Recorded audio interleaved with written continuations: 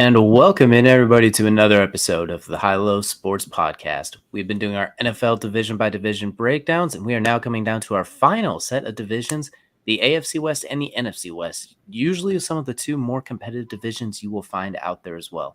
It is DJ, joined as always by my co-host Kelsey. And Kelsey, we've had a couple of Super Bowl representatives from the last handful of years in these games as well too, whether it be the Chiefs or the 49ers. There's been we've seen a lot of Super Bowl participants in these divisions, and you got to wonder if we will see a continuation of that as well. The Rams, it feels like the last 4 years, someone from this division's been in the Super Bowl.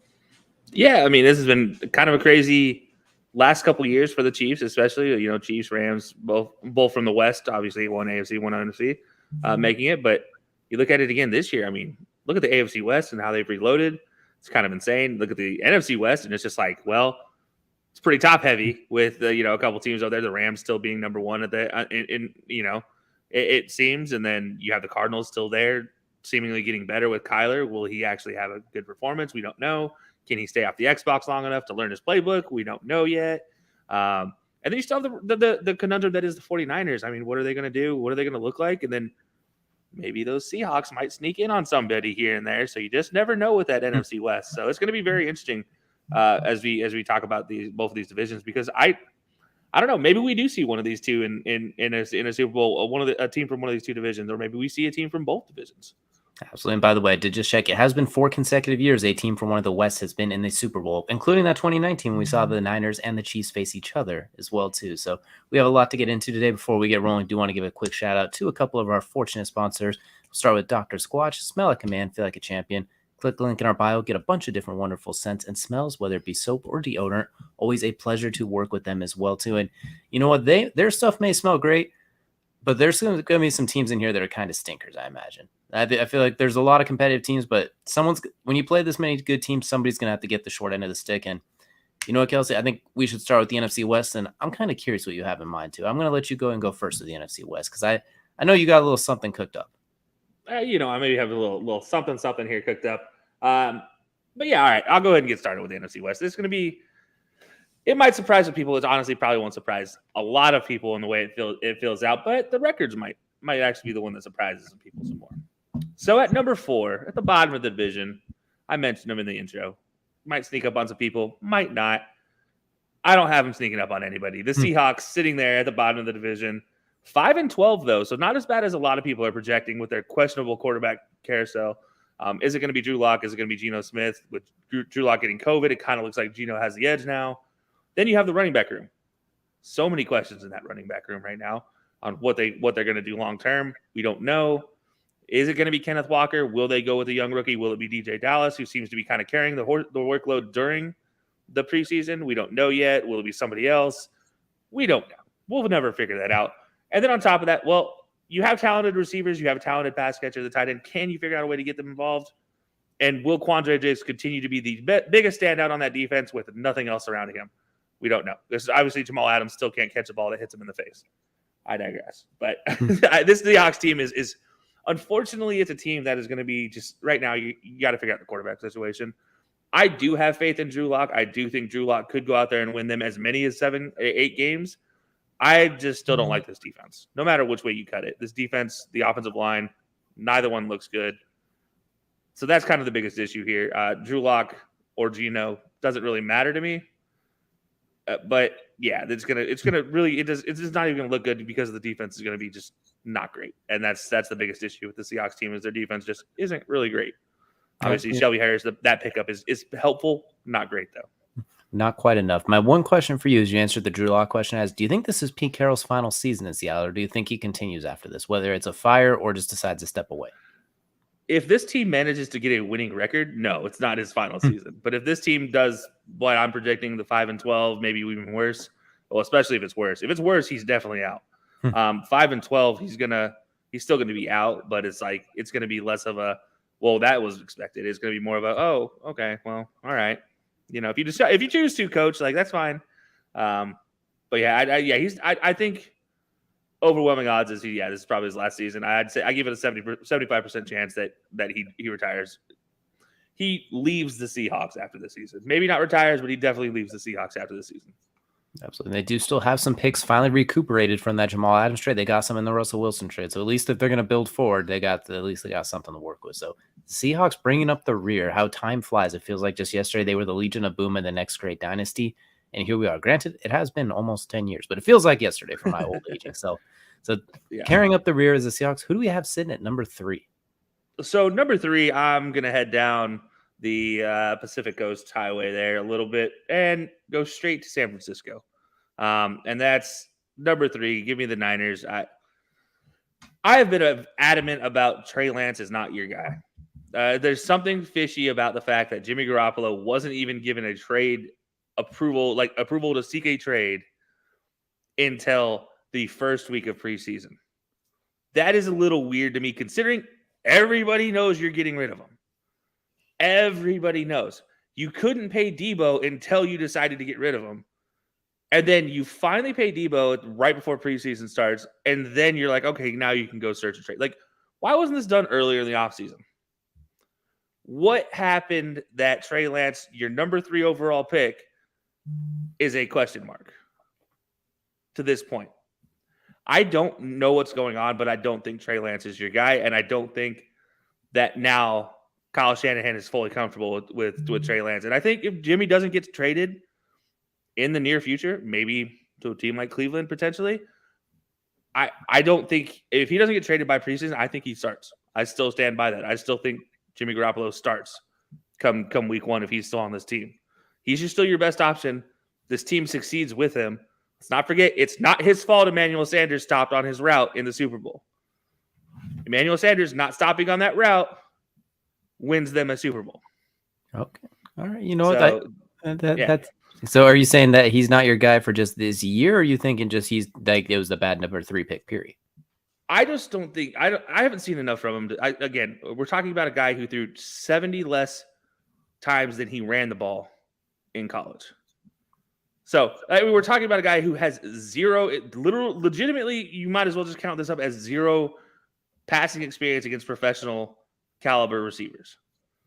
Because even when he's come in, he's just really been a gadget run guy. He hasn't really sat here and chucked it up. Now he did very well in his performances last season when he was actually healthy, but then he got injured on a run. How many more times is that going to happen? And I worry about that, down the road and see, how that's going to work out and everything. But this 49ers team, they also have more problems on defense, but that's neither here nor there right now. The quarterback situation is really where I look at. You got to worry about that. You have to worry about your safeties a little bit right now too. But your number 1 issue is your quarterback. Again, that's going to be your number 1 issue, just like it is in Seattle. Your number 1 issue is going to be figuring out that quarterback situation for sure. So that'll be kind of the deciding factor. Do you think this is just a down year for them and then they could bounce back as Trey Lance gets like 17 games of experience or so? Or do you think this might be a concerning thing that particulates down a few seasons? I think as long as Trey Lance doesn't get in his head about it, I think this is a situation where, kind of we talked about with Justin Fields last year. If Justin Fields gets thrown out to the Wolves, can he avoid falling into that mental pitfall? If he avoids that mental pitfall from struggling this season, I think he could. And I don't have him obviously I have the 49. I don't think I even said the record. 49ers are going 8-9, so it's not like it's like bad. Yeah, it's just not enough to get you over the hump, get you over 500, get you into a playoff situation. And I think that's, with Trey Lance, it could be detrimental because, 49ers fans are fickle. You don't win. They're all stuck on Joe Montana, Steve Young, Colin Kaepernick, his one great season, Alex Smith getting them to the playoffs. They're still stuck on squeaking their way into playoffs, even though they didn't deserve it. And so if you don't make the playoffs and the 49ers fans are going to be on you just real quickly. Look what they did to Jimmy Garoppolo for Emmanuel Sanders, not running on his route. I can't stop saying that enough. And, he did that without a running back core as well. They were all injured. So, and if you don't make the playoffs, you're going to have to avoid that the offseason pitfall. And if Trey Lance can avoid those mental situations, I do think he'll be fine. But it's all a mental game at that point in time. It's, this season's going to kind of suck for Niners fans. But, again, mentally, if they can keep it together, next season will be a lot better. Bad times down by the Bay ahead. So at least 2 teams taken to the air that are left with the Cardinals and the Rams. So looks like we had 2 teams that fighting for the division lead last year. You have them once again fighting at the top. Who do you have sitting at number 2? So number 2, I actually have the Cardinals. I'm going 11-6. in this one. I have Kyler Murray looking pretty good throughout most of the season. Again, he'll take a 3-game hiatus at some point in time just because he always seems to just disappear. But yeah, I do think this Cardinals team, look, you bring in Hollywood Brown, you don't really lose a whole lot. Your worst loss is Christian Kirk, and you replaced him with Hollywood Brown. I feel pretty good about that. I feel great about that, actually. Let's be honest. And you get another year of Isaiah Simmons. You get another year of Zaven Collins, who, if anything's to learn from this Arizona defense, give a young rookie a year under a year where he's like, maybe I'm not great. And the next year, he's going to be fantastic. I mean, that's what happened with Isaiah Collins. Now you get another year of Isaiah Collins on top of what you just built last season, which is going to be even better. And Zaven Collins this year is going to be, I mean, if he follows that trend, that's going to be fantastic to watch. You still have Budda Baker, who is just an absolute tackling force back there. And by the way, he still knows how to pick the ball off. He knows how to use his hands. Your corners, you do need some work in your corners. Byron Murphy is not going to do all the work for you, but he does a good enough job as a number one corner. You probably do need to maybe look at getting a veteran in there, but the offense still looks good. The offensive line looks good. It could make its way through. Rodney Hudson's still going to lead the way. As I stand by what I said last year when he got injured, as long as Rodney Hudson's in this, he is a comfort blanket for Kyler to help point out some of the blitzes and things that come in from defenses. So that definitely helps. Zach Ertz with a full season under his belt now with this Cardinals team. That's going to be an added benefit as well. So this Cardinals team is going to be very strong, but I have them struggling in division, which is why they finished second. I have them going 3-3 in the division. So that's going to be why they end up here second place in the division. But again, 11-6, still good enough for a playoff berth, but not good enough to get over the number one seed. Absolutely. Definitely a fantastic potential season for him as well, too. And bringing in Trey McBride, it definitely offers a little bit of versatility with some of those offensive packages as well, too. So we have a repeat champion in the NFC West by the sounds. You have the Rams taking the division yet again, following up off of last year, following their Super Bowl run to take the top of the division. Yeah. No, I have the Rams going 12-5. This one's 6-0 in the division. They just absolutely run ruckshod in this division. The biggest reason, you add Bobby Wagner. I mean, I'm sorry. Like, yeah, okay, you lost Von Miller. Oh no, how sad that you lost a guy that didn't really do anything for you in the regular season last year, anyways. But you add in one of the greatest tackling middle linebackers in the game. Still, he may be a little older, he may be a little slower. The man still knows how to get in between tackles and get to the running back. Oh, and by the way, he still knows how to blitz. He has added blitzing on a passing down into his repertoire of something that he's still fantastic with. So if you need him to come straight up the middle on a delayed blitz, he can do that as well, which is going to be absolutely devastating when you get somebody like Kyler Murray and you have your bookends holding him in the middle and then all of a sudden, or holding him inside the pocket. And then you have Bobby Wagner coming out of nowhere right up the middle to sack Kyler. Like, that's going to be a benefit of having Bobby Wagner. Plus, he's great in coverage still. He still can read and address what the offense is going to do. So I think he overall improves this defense much more than anything they lost. And again, this offense fully healthy. Obviously, the addition of Allen Robinson, the loss of Bobby Woods, Robert Woods, that sucks. But you do get Allen Robinson, who I think overall I might consider a better overall receiver. But for this offense, we'll have to. This is a wait and see situation in this offense. But you still have the number one receiver from last year, the guy who set an all-time receiving season, or like a benchmark for what looks like an all-time receiving season. In Cooper Kupp, I mean, it's hard for me to look at this team and not say they could possibly go 17-0. But let's be realistic. No team goes 17-0. So I give them 12-5 because they do have a tough schedule in there. There are some games that they could easily lose, but definitely not in their division. And I think that the running back core, especially Cam Akers being healthy, look, this man was a freak of nature last year with a torn Achilles, coming back way too soon. Now he's fully healthy. Give me those numbers right there. Give me those odds with Cam Akers. So give me the Rams taking this division here, the NFC West, and then they will also obviously see themselves in the playoffs with that number one in the West seed. So they actually don't end up number one in the NFC, but they have a nice draw. Let's just put it that way. All right. So my only question for you, really quickly, to wrap up the NFC West is: are you concerned a little bit about Stafford's injury, like that throwing arm injury that's basically sitting him out of preseason, and mild concerns about week 1? I mean, no. safe to say no is the answer. And the reason why is because we've seen Matthew Stafford play with a dislocated shoulder, We've seen him play with a broken jaw. We've seen him play with 3 broken ribs. We've seen him play with a hyperextended throwing elbow.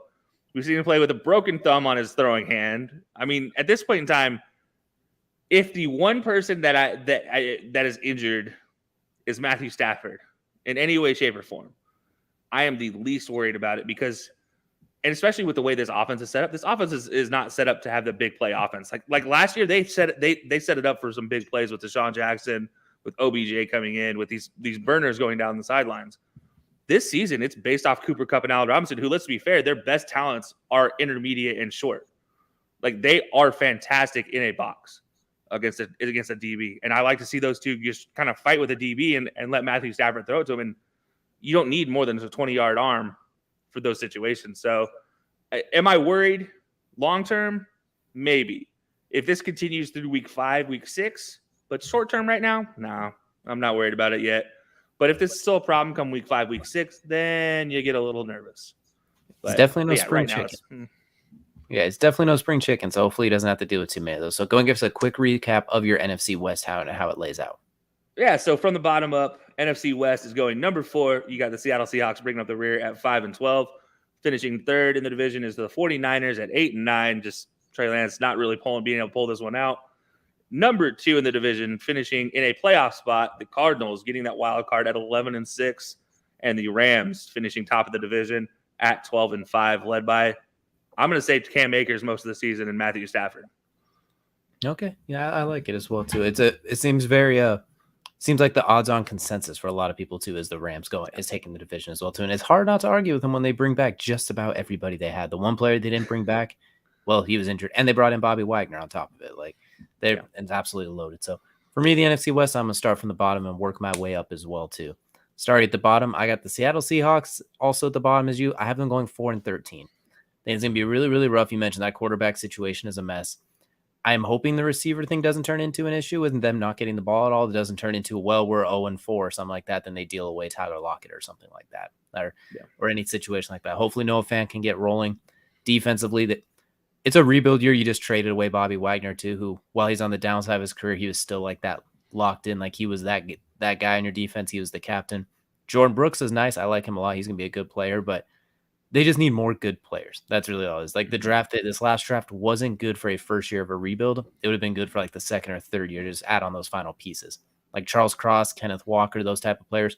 Really good, but they're not ones that put you over the hump right away. So they're looking this next year after one more draft to maybe surprise some people. So 4-13, a bit of a rough one for the Seahawks. And to kind of answer my own question from earlier, I don't think Pete Carroll goes out after this year. I think he sticks it through one more year for that exact same reason. It's also the competitiveness of like, well, we dealt Russell. I want to win this breakup, quote unquote. Because we know Pete Carroll has a little bit of that side in him as well, too. Where he's like, give me one more year when I can get my guy at quarterback, not Drew Lock and his issues we've seen so far in the NFL, and Geno Smith, which, enough said, we've seen enough Geno Smith. Like, neither one of those are quite their guys, as you could tell. So I think he's going to go one more year after this regardless. Geno Smith, up until he played the Steelers last season, at that time, he had the same exact record as Baker Mayfield had. And he had a better passing percentage than Baker Mayfield had at that point in time. My point exactly. Anyways, I digress. But so I guess that means that you are not on the Drew Lock train this year. Yes, I have to see it. He's not even able to practice right now. Like, it's a quarterback competition that reports where Geno Smith had the edge, and now Drew Lock's not even able to participate in it. Like, that's not a good sign. Like, at least with Baker and Sam Darnold, you heard it was best man's going to win. Then you heard like, all right, it's close. Oh, Baker's starting to separate. Oh, Baker has a job. We heard something because they're both competing. This one, Drew Lock basically was out of the race as soon as it started. And as soon as he kind of like nudged just a little bit behind, he was gone. So I feel like this one's he's probably going to play this year. Not saying he won't play. I don't think either one of those guys is holding a starting job. We might even see Jacob Eason make an appearance. I was about to ask you, do you think it's Jacob Eason season at the end of the day? I think we're going to see a nice little carousel, kind of like we saw with the Bears last year as well, too, but not due to injury, just due to, okay, somebody has to get out there and do something like that. So I think we're going to see a minimum of 3 quarterbacks for the Seahawks this year. And it's going to be a little bit rough for them moving forward. A minimum of 3. So you're saying we might see 4. You never know. It's a goofy stuff has happened. I'm saying 3 without injuries. If you throw an injury in there, we might see 4. Like they might bring in a free agent. They might bring somebody off. I don't know. Maybe they have somebody. You know how Pete Carroll's. Russell Wilson started after they gave Matt Flynn like $20 million. So maybe there's somebody else he just randomly brings in and is like, get out there, captain. I don't know. Maybe they call Jack Cohen over there from the Colts practice squad. You never know exactly. It's the Seahawks. You never can rule it out. So Seahawks bring up the rear at 4-13. Number 3, I also have San Francisco 49ers. And weirdly enough, I have a worse conclusion, but better optimism for Trey Lance. So I have him going 5-12. I think it's going to be a rough season for him. I think Trey Lance is going to show a lot of promise. I don't think he's going to be garbage. But as you mentioned, this is your first time truly starting. The keys are being handed over to you, according to the Shanahans. Like you're getting the keys to the truck. There's a learning curve in there as well too. You got a lot around you that's really, really nice. It's ready to go now, but unless he can learn really quickly on the fly, because you mentioned he doesn't have a lot of college experience either.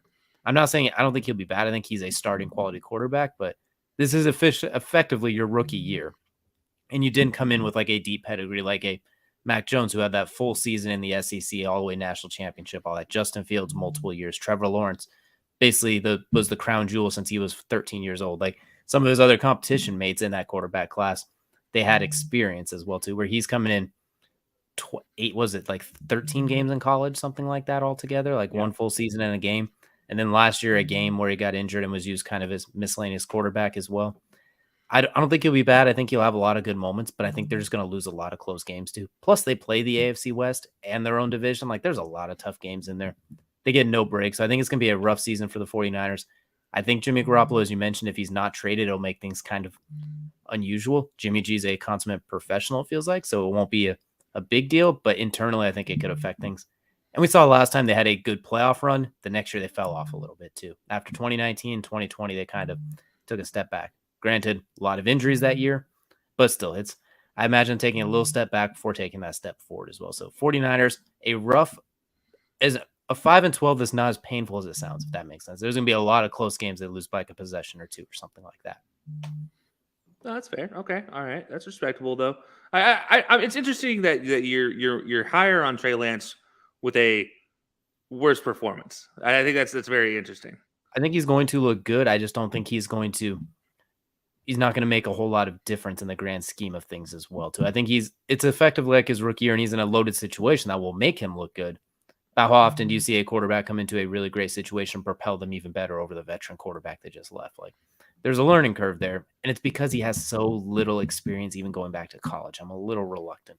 I think the following year, everyone's going to write them off, and then they're going to go like 12-5 or something like that. It's kind of the 49ers under Kyle Shanahan and their trajectory.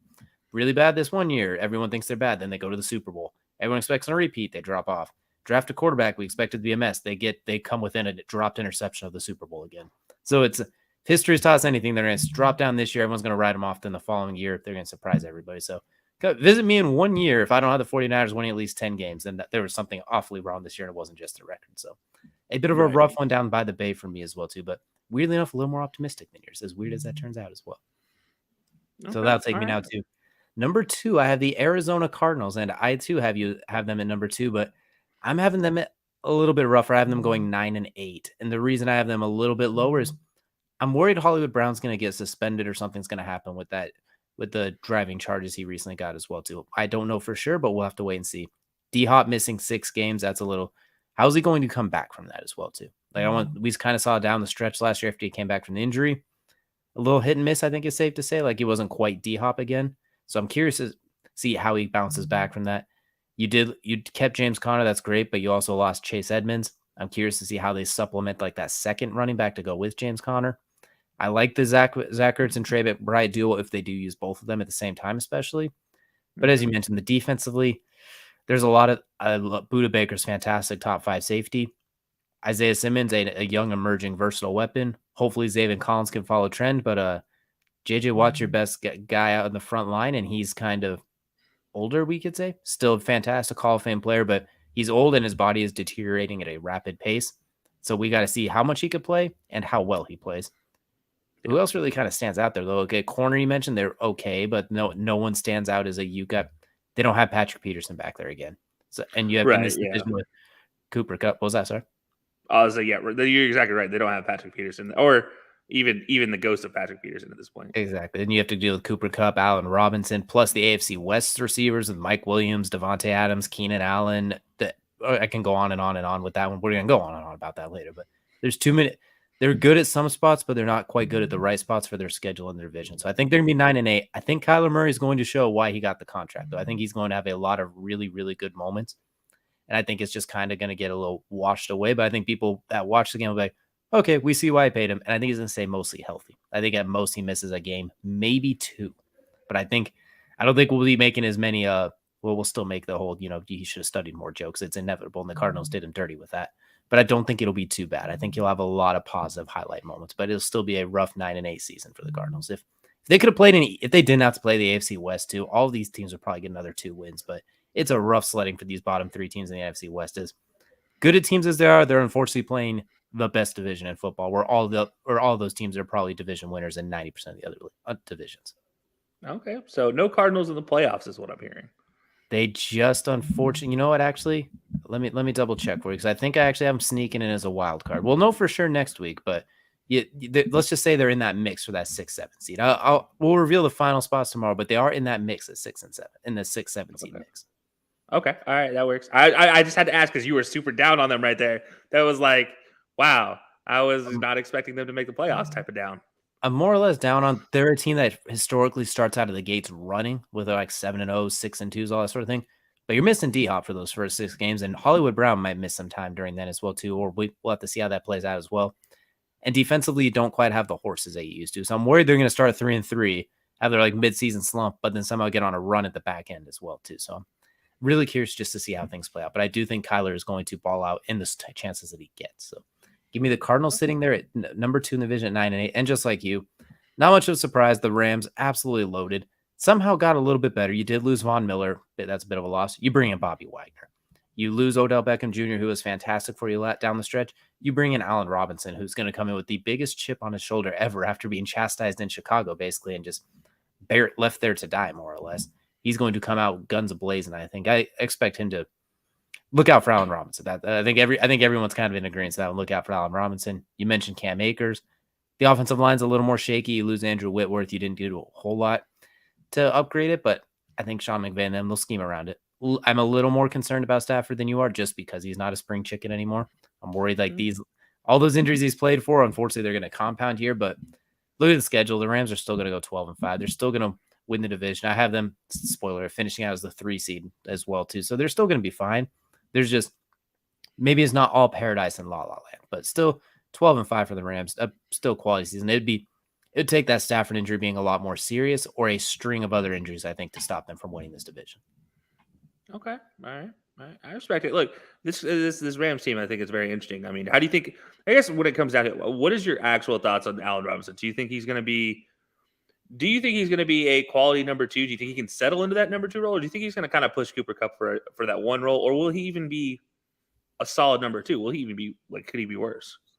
I think he'll prove to be a number 1 on a lot of other teams this next year. Cooper Kupp is still that dude, but he's going to see a lot more double teams, and Allen Robinson is going to feast on that when they double team him because Cooper Kupp's not surprising people this year either. Not that he really surprised people last year, but last year he had like 140 catches, I think it was. He's like 5th all time in a season or something ridiculous like that. So I think Allen Robinson's going to show a lot of people like, if you leave me one-on-one with your backup corner, I'm going to cook him. If you put a 5'9" backup second corner on me, I'm going to eat. And I think they're going to show that, and it's going to open things up for Cooper. I think he's going to be like an enhanced version of what Bobby Trees and Odell have been the last couple of years as well, too. Similar to what they do, but not quite as explosive as Odell, but more explosive than Robert Woods. A little more healthy and a little more versatile than Odell was, if that makes sense as well, too. Like, he's going to be a nice mix in between them to make it work. So we won't see 3 years ago A-Rob, but we'll see. We won't see the one that got paid from Jacksonville where Blake Bortles just threw it up to every single play and it worked. We won't quite see that one, but he'll be better than the last few years we've seen where they just couldn't really get him the ball. Okay. All right. Granted, that was scheming and quarterback play and offensive. That was a whole mess in Chicago. He'll show that it was not his fault why it wasn't working there. I gotcha. And then that means obviously Cooper Kupp faces double team and Allen Robinson faces the backup corner. Do you think Tyler Higbee plays a bigger role this season? I think we'll see a lot of Tyler Higbee. I think you mentioned Cam Akers. I think they're going to find a backup running back that's going to get some burn too. And they got a couple of young rookie receivers. They still have Tutu Atwell from last year as well too, a surprise guy. I think we're going to see. It won't be like the Super Bowl where when Odell went out, it was Cooper Kupp or bust. I think we're going to see a few of those other guys step up with Allen Robinson too. So I think it's going to be a well-oiled machine again, closer to the Jared Goff playoff runs than last year where it was very much bombs away, Stafford leading the way. I think it's going to tone back just a little bit. Built around that run game as well too, because they got that offensive line's good, but it's not going to be as stalwart. And the best way to help an offensive line is to run the ball straight forward. It's easier to run block than it is to pass block. So I think we're going to see the utilization kind of like Todd Gurley and Jared Goff, those Rams teams, which still got to a Super Bowl nonetheless too. Like that's still that's why they're still going to go 12-5. It just won't be quite as eye candy, if you will. Oh, that's fair. So maybe Darrell Henderson comes in and makes himself that number 2 back. Like let's be fair. He was number 1A or 1B at certain points last year. Exactly. So like they'll find a way to work it out. So to recap my NFC West, I got the Seahawks at the bottom 4-13. I got the 49ers a rough 5-12 at number 3. The Cardinals at 9-8, making a push for a wild card spot, and the Rams repeating as division champions, sitting at 12-5 at the top of the NFC West. So a competitive division that unfortunately the records are going to kind of split it right down the middle as well. So that'll do it for the NFC West predictions for us as well too. Now we get to switch over to the one I think a lot of us have been waiting for, all the football fans have been waiting for, is the AFC West, arguably on paper the pinnacle of the football divisions this year. And before we get into that, I just want to give a quick shout out to our friends at over in the Clutch Apparel as well. Click the link in our bio, use code HIGHLOW Sports, get yourself some high quality sporting gear that's not like most others you will see as well too. So you definitely don't want to miss out on that. So heading into the AFC West now, Kelsey, when I let you go and take it away, how do we have the AFC West shaping out? You know, just the look on your face, I feel like you're about to spit either some blasphemy or some cold hard truth that nobody wants to hear. Well, yeah, this is going to be some cold hard truth I don't think anybody wants to hear. I don't think you want to say it. Yeah, I probably don't want to say this, honestly. I might have a whole section of the country come fight me right now. So number 4, the only team out of this division that I have not making the playoffs. And they don't make the playoffs by a long shot. And it's the Denver Broncos. The new look Denver Broncos with Sierra's husband at quarterback, the man that a lot of people have a lot of faith in. I've loved since he was at NC State, but unfortunately he fell too far in love with the let's just stand back there for 10 seconds and throw a deep ball every play. Because, well, he had the luxury to do so because he had DK Metcalf and he had Tyler Lockett, who he has a mental connection with. Doesn't throw to tight ends. Doesn't use his offensive blocking schemes like he should. He just basically says, hey, go block for 10 seconds. I'll figure it out. I'll run around. Actually throws for a worse passing percentage in a deep ball, while throwing the most deep balls in the NFL. And it's just going to get worse. You lose your best deep ball receiver in Tim Patrick this season. We still don't know about Jerry Jeudy. We still don't know if Jerry Jeudy is that dude, can become that dude, or will become that bust. We still don't know because of the knee injury last year. Let's not forget Cortland Sutton coming off another big injury last year. Can he stay healthy for a whole season? KJ Hamler was injured last year as well. Can he stay healthy this year to be able to play any meaningful time to fill in for Tim Patrick? You lose a tight end. Albert O is going to be your tight end this year, a guy whose name none of us can pronounce his last name because he hasn't enough playing time that we've heard the proper pronunciation. And when you look it up, it still doesn't give you the proper pronunciation. So, yeah, it's going to be a situation where I have the Broncos looking at from the outside in, and really it's going to be ugly. I mean, this is going to be the worst season of Russell Wilson's career at 4-13. There's just not a lot to love about this team. The best thing I love about this team is Devonte Williams. And this could completely blow up in my face, and they could honestly go 13-4. They'll be completely honest about the Broncos. But when you're trying to come together as a team, your quarterback has fallen into really bad habits over his last 4 years in his career. Not to mention, he started getting injured in the last 3 years. Those things add up. Your offensive line can't stay fully healthy. Your best offensive lineman is Quinn Miners right now. I'm sorry, Garrett Bowles, but it's not you anymore. You can't stay healthy for a whole season. So it is Quinn Miners. Your defensive line, I have questions there. I still think Nick Bonito is your best aspect of that defensive line next to Bradley Chubb. Get those two on the same field at the same time, I think you can do some damage. But for some reason, they're putting Nick Bonito as a second stringer, maybe coming in occasionally. Obviously, Justin Simmons is still fantastic, but there's still holes. There's aging holes in this cornerback room. There's aging holes in this linebacker room. I don't know. There's not a solid linebacker, starting middle linebacker for this team. And you're talking about it. You're going up against the hardest division in the world right now, and you're going to be going against tight ends and receivers that your middle linebackers should be having to match up against, and you're not going to be able to match up with them. Like Justin Simmons, you can't ask Justin Simmons to cover Travis Kelce because what's going to happen to your corners who have no help over the top now? They're out of luck.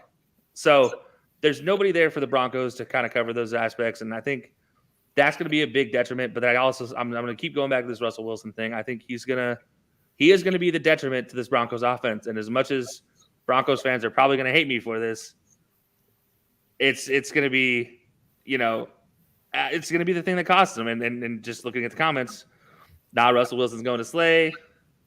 Broncos go 9-7. So obviously, as you can tell, like to my point, it's people obviously think that the Broncos are great, but they're not. Like in the history of the Broncos, their two winningest quarterbacks. Do you know what team they were drafted by? The Colts. I make this joke every year. Every year you make this joke, and every year I bring it up, and because it's so important, the Broncos cannot develop their own quarterbacks. The Broncos cannot bring in a quarterback that hasn't recently been successful for the Colts.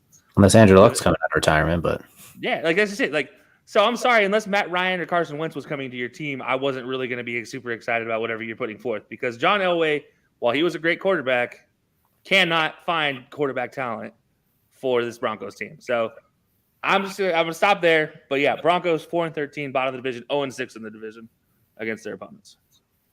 That one honestly speaks for itself. I have no more questions. I'm going to let you roll on to number 3. Yeah, sorry. That was pretty dramatic. I know. But you know what? That's how I feel about them. But number 3, yeah, exactly. That's why I should have shut up. I should have gone top to bottom in this one. But no, number 3, sneaking into those wild card positions, I have the Las Vegas Raiders, 11-6. You retool this offense. You add in another weapon in Devonte Adams to go with Hunter Renfrow and Darren Waller. Josh Jacobs, as long as he can play, looks really good. Derek Carr, we already know Derek Carr can sling it. And I'm sorry, but if Derek Carr is the guy that Tom Brady referred to as that asshole, that he's sticking with that asshole when after this whole story broke that he was supposed to be going to Vegas with Gronk, you're choosing the wrong asshole, man. Derek Carr is a dude that can sling it with the best of them. The dude is a top 10 quarterback right now in the game. Potentially can put himself into a top 5 quarterback given a quality season. Let's not forget he's twice been in an MVP run and only to be shut down by a major injury, whether it be his back or his leg. Like he snapped his leg or broke his back. Like those are the two things that stop him from becoming an MVP. And he did that without a Devonte Adams. Now you get a Devonte Adams in there. Come on. Like this is deadly. On top of that, their defense has gotten better. Still not perfect, but I think they still got rid of one of their biggest Achilles heels in Faison. He is no longer on their cornerback roster. That means nobody can pick on him right now. He instead went to Indianapolis. So sorry, Indy fans. They will be picking on him. But he's no longer a corner that they're going to be picking on. Trayvon Moore gets another year at safety. Jeff Heath will not be playing anytime on this roster as well. So that's a positive for this team. Max Crosby is still Max Crosby. Oh, and by the way, they just happen to add Chandler Jones. It's just not going to be fun for opposing offenses trying to deal with this defense. Max Crosby was already getting there, not sacking anybody, but hurrying everybody, while Chandler Jones was in Arizona sacking everybody last season. So now guess what? Max Crosby is going to hurry them into Chandler Jones' side, where Chandler Jones is going to be like, hi, guys. Thank you. This is my 20 sacks this season. And assisted on all of them is Max Crosby. So it's going to be dangerous for any opposing offense.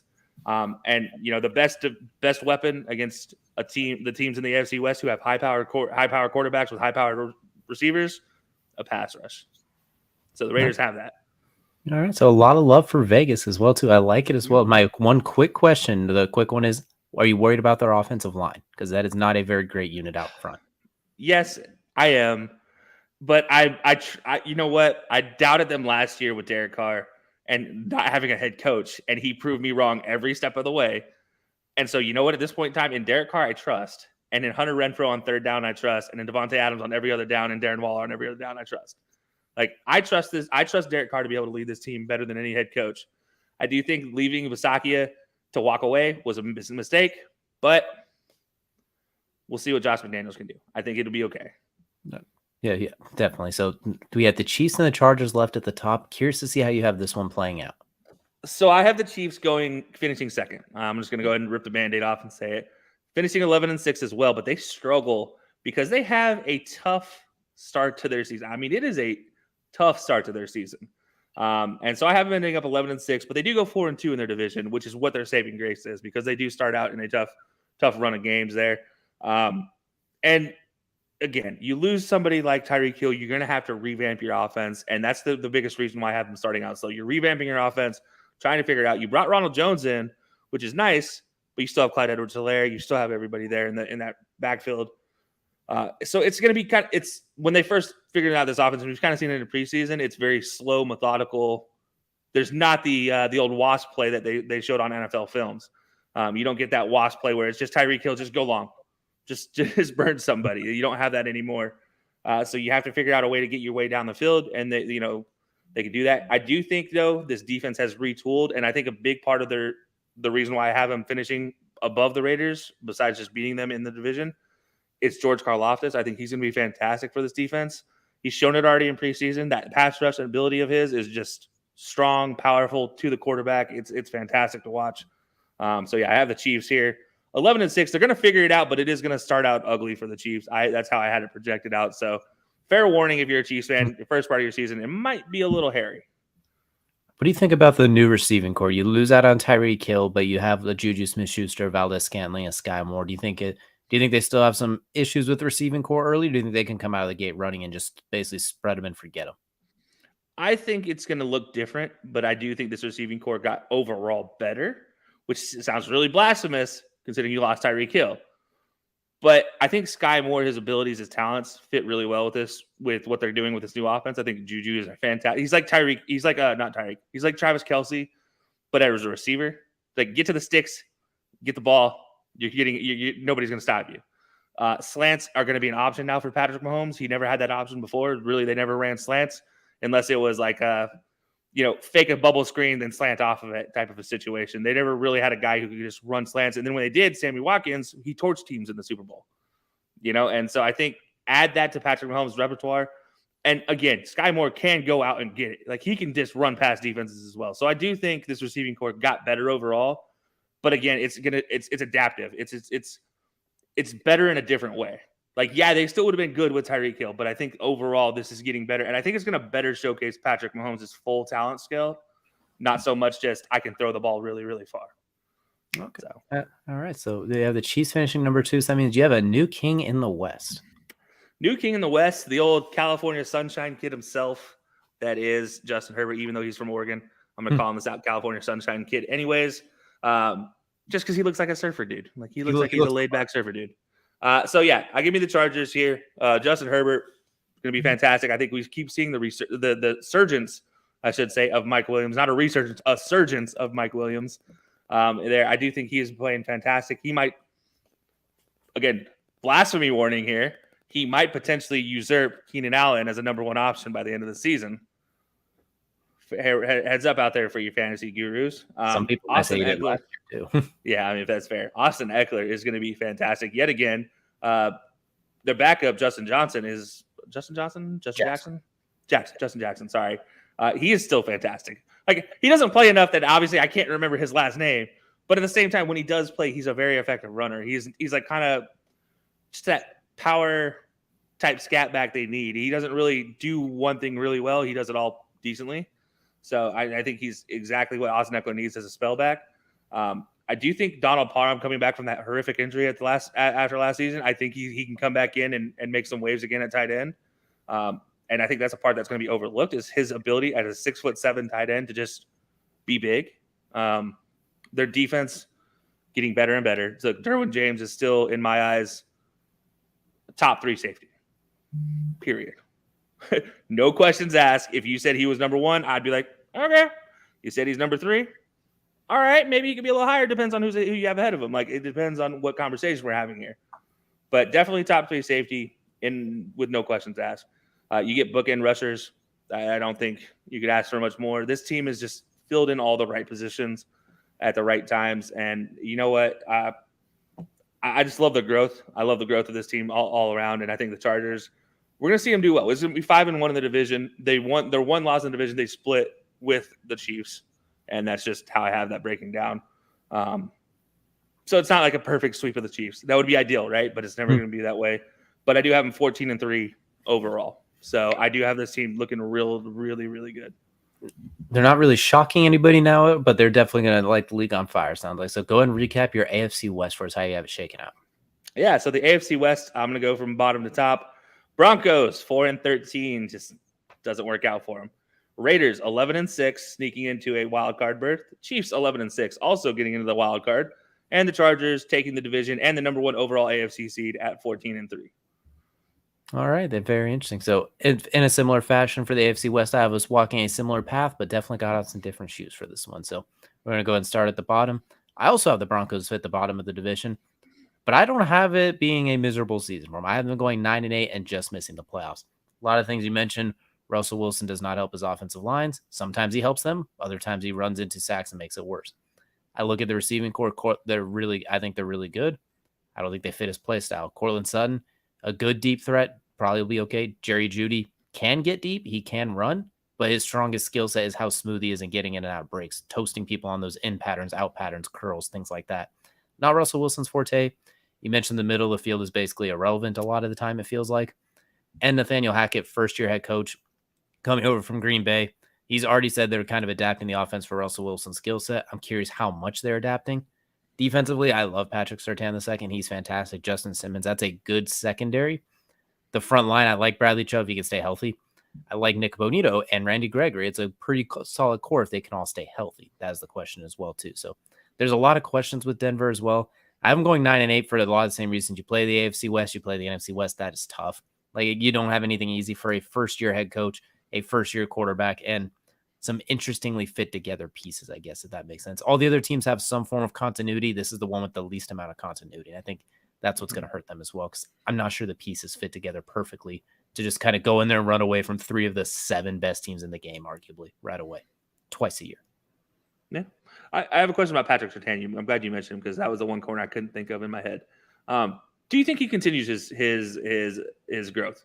Or do you think this is a year, because of the talent he's going up against, that we may see a drop in statistical talent, but like overall you could see he'll grow talented, but like, do you think this is when we see a drop in statistics or a raise in his statistics? Both. Stats will probably drop in some spots, like, oh, he gave up more yards, he gave up more catches, like those advanced stats and stuff like that. But when you watch the games, you'll see him break up passes to Devonte. You'll see him randomly completely blanket Keenan Allen here and there. Like, he'll have plenty of really good moments. He'll be just fine. I mean, he's not going to be perfect. He's not going to be 2007 Darrelle Revis. That's like, no one's anticipating that, but I think he'll prove his worth as well too. He'll give up some plays. Devonte will catch him a few times, but he'll catch Devonte a few times. Like, he'll be fine. He'll be fine.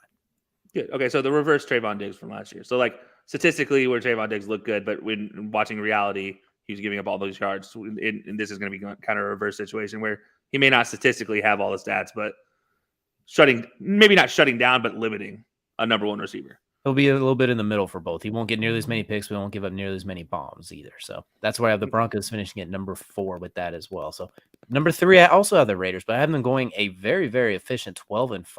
I think they're going to be really good. I think this offense can lead the league in scoring super easily.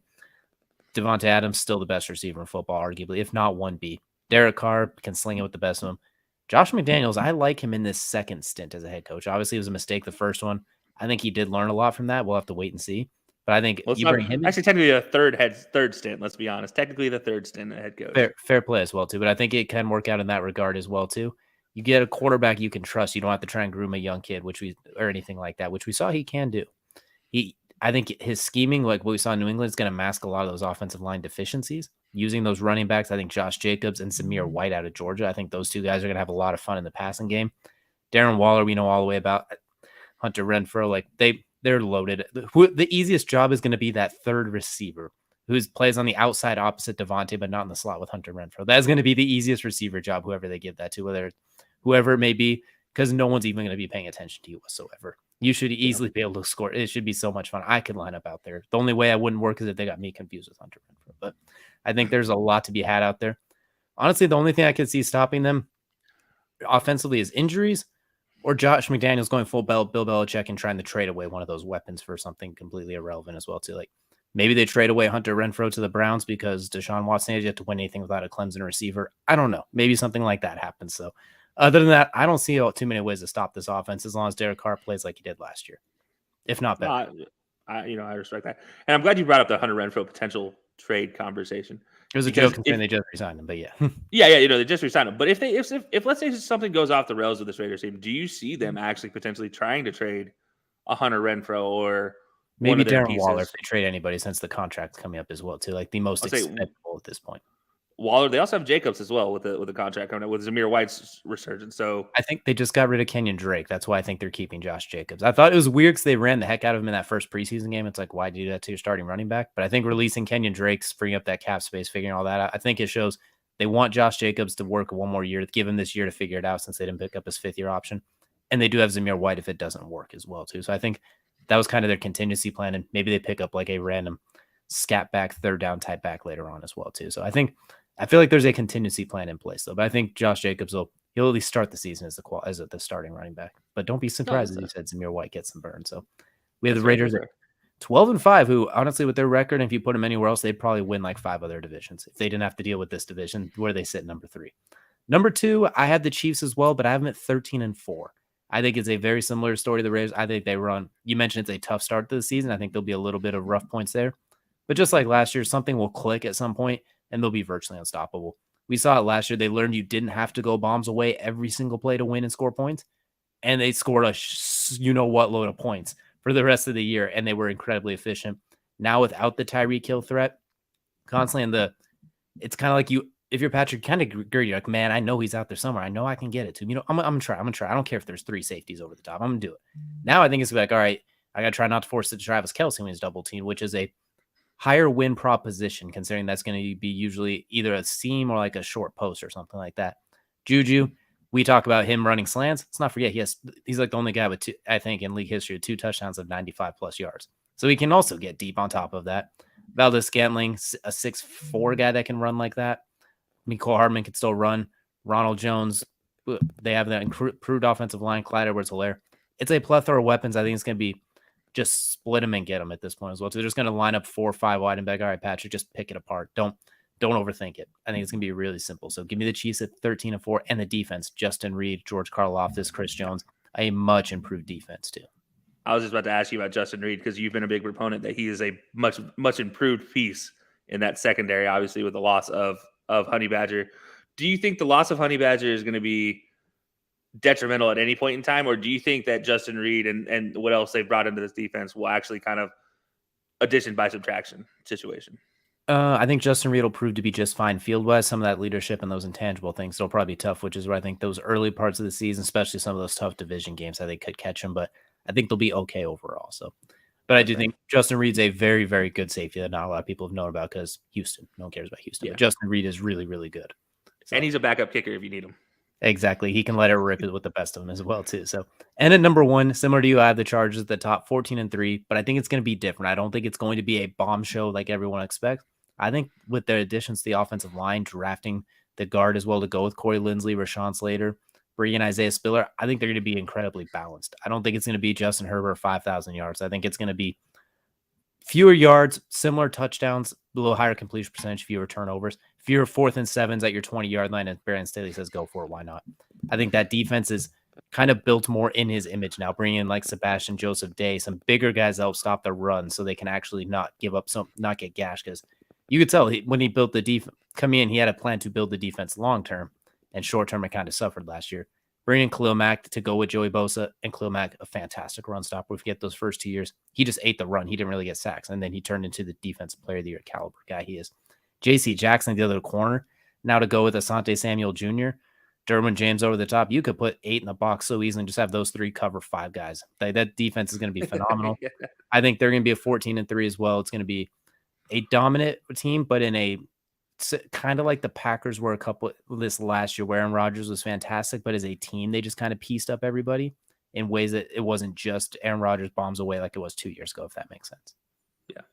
No, that makes sense. I love the Chargers. And you mentioned J.C. Jackson, obviously huge pick. Has there been a more dominant random pickup in free agency, do you think, in the most recent years? Because I feel like this is one of those pickups that just like it came out of nowhere almost in a lot of ways. It was surprising that they let him walk because that's what I think was most surprising. I mean, maybe maybe still, I don't know. Considering he's still young in his prime, it's a heck of a pickup too. So, it's a great pickup for the Chargers. And then you get Khalil Mack. Like, there's no reason, barring injury, this team can't win at least 12 games, if not four. I have them going 14 because I think all cylinders will be clicking. And Brandon Staley, I think he learned a lot last year as far as when to use analytics, when not to, how good his team is, what his team needs. Like, I think he learned a lot last year. So, quick recap of my AFC West here.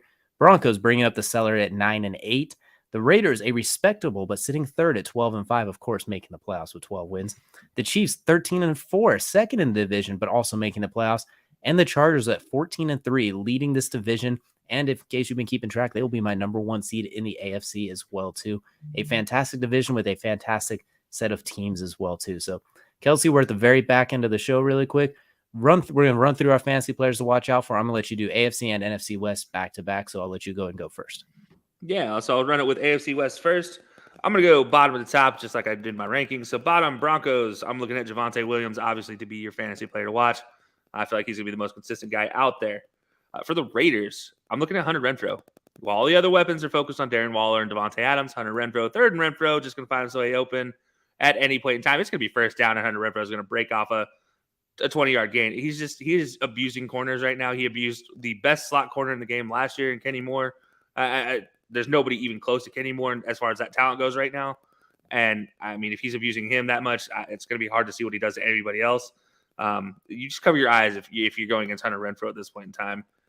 Chiefs, I got Clyde Edwards-Helaire. I know they brought Ronald Jones in, but I still have Clyde Edwards-Helaire as the guy to watch. I think he's still going to take over this backfield. He's surprisingly good in a lot of ways. His pass blocking, he's going to get him there on a lot of passing downs, so maybe he sneaks out of the backfield. Gets 10, 20 yards per pop. So watch for Clyde Edwards-Helaire as well, especially PPR leagues.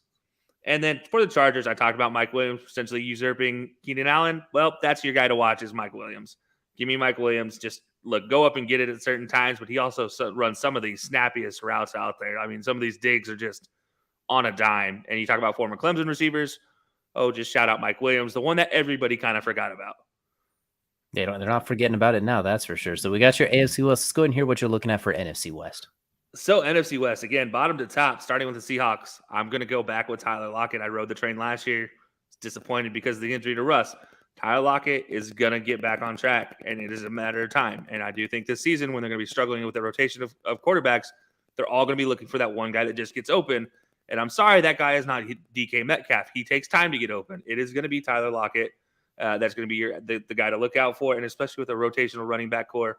I don't know who's going to be there. So give me Tyler Lockett for the Seahawks. For the 49ers, guys been getting a lot of burn in preseason, a lot of talk, kind of looking like Debo did last preseason, and that's Brandon Ayuk, a guy who I think is going to be the ride or die for Trey Lance at this point in time. I don't think Debo is going to have the same performance, and I think Brandon Ayuk is going to pick up some of that slack, and he's going to carry this team to a respectable 8-9 record. I don't think it's going to be Elijah Mitchell. I don't think it's going to be anybody else, but I do think Brandon Ayuk is going to be the one to step up this time. It's his turn, basically.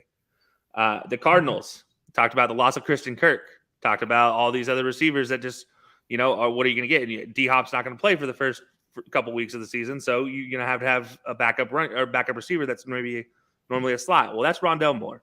So give me Rondell Moore. Again, last season killed it when he came in as a rookie. Absolutely tore up the league the first 5 weeks of the season. Look for him to continue to do that this early part of the season, if not late as well. And so give me Rondell Moore. And at number one for the Rams, Cam Akers. He was fantastic with a torn Achilles last year, coming off of the torn Achilles way too early last year. Now fully healthy.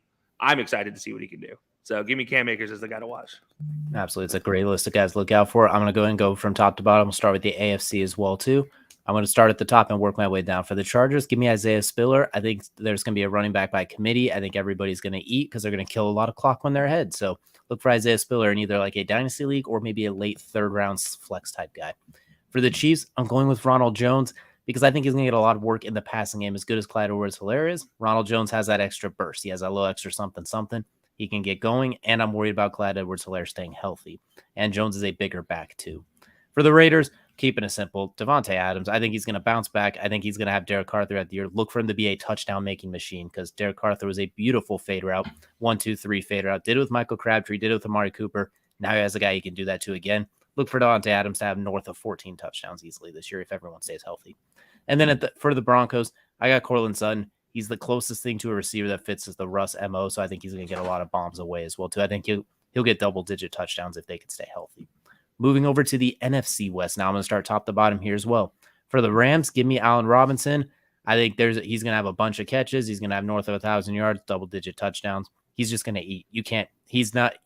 Teams are going to regret putting their small 5'9" number 2 corner on him real quickly. For the Cardinals, if he doesn't face any legal trouble, I look for Hollywood Brown to get loose for this team, especially when Diop comes back and they start to roll coverage to him.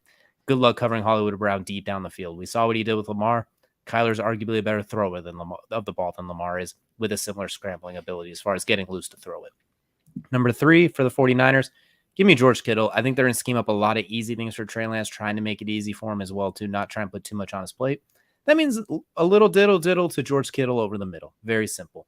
Then for the Seahawks, I think Kenneth Walker is going to become the guy down the stretch. So give me Kenneth Walker, maybe not early in the season, but down the back half. Look for him to assert himself as that number 1 running back for the Seahawks. So that's what I'm looking at for fantasy players to look out for in the West. And Kelsey, we've had a wild ride here going division by division.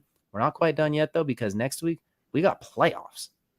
Playoffs? Yeah, it's queuing you up perfect for us. So next we know who's going to go where. We know how the records play out. Next week we will tell you where they're seeding in, is how we have the playoffs playing out, and some postseason awards. So before we get out of here, just a quick shout out to our friends over at Run Your Pool. You want to click the link in our bio, join our Survivor League as well too. The winner of our league will get some nice quality prizes at the end of the year. You don't want to miss out on that as well too. It'll be me, but you can compete for second place nonetheless as well too.